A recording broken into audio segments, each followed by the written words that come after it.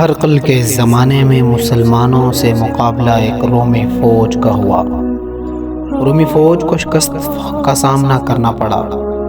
یہ شکست خوردہ فوج جب واپسی کے موقع پر ہرقل سے ملتی ہے، جبکہ ہرقل مقام انطاکیہ میں مقیم تھا، تو وہ ان رومیوں کی شکست کی خبر سن کر سوال کرتا ہے، مجھے اس قوم کے بارے میں بتاؤ جس کے ہاتھ تمہارا مقابلہ ہوا ہے۔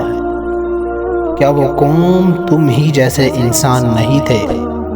فوجیوں نے اس کے جواب میں کہا کہ ہاں، وہ ہم ہی جیسے انسان تھے جن سے ہمارا مقابلہ ہوا۔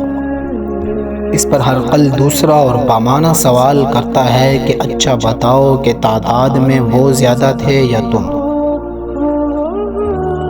فوجیوں نے کہا ہم زیادہ تھے۔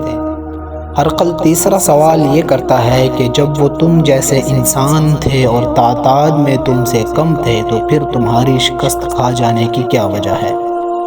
اس کا جواب اس رومی سپہ سالار نے بڑا عجیب دیا۔ اس نے کہا ان مسلمانوں کی فتح اس وجہ سے ہوئی کہ وہ راتوں میں کھڑے ہو کر نماز پڑھتے تھے اور دن میں روزہ رکھتے تھے، امر بالمعروف اور نہی عن المنکر کرتے تھے، عہد پورا کرتے ہیں اور آپس میں انصاف کرتے ہیں۔ اور ہماری شکست کی وجہ یہ بنی کہ ہم شرابیں پیتے، زنا کرتے، عہد کو توڑتے، حرام چیزوں کو اختیار کرتے، برائی کو پھیلاتے اور اللہ کی مرضیات سے روکتے، اور زمین میں فساد مچاتے ہیں۔ یہ سن کر رومی بادشاہ ہرقل نے کہا کہ تم نے سچ کہا۔ معلوم ہوا کہ مسلمانوں کی اصل طاقت ایمانی اور روحانی طاقت ہے، جس کا اندازہ اور مشاہدہ ہرقل نے کیا۔ یہ جواب دینے والا کوئی دیندار آدمی نہیں تھا، بلکہ وہ تو مسلمان بھی نہیں، مگر جس چیز کو اس نے دیکھا وہ اس کی تکذیب کیسے کر سکتا تھا؟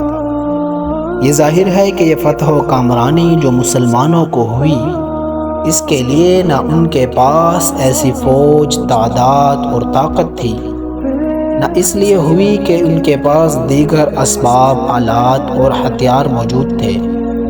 اس کو دیکھ کر اس ایرانی سپہ سالار کو یہ کہنے پر مجبور ہونا پڑا کہ ان کی فتح ان صفات مقدسہ اور اوصاف قدسیہ کا نتیجہ ہے اور ان پاکیزہ اعمال اور اخلاق کی سحرکاری ہے۔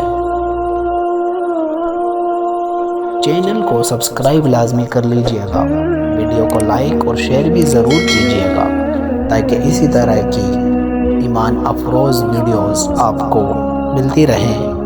شکریہ۔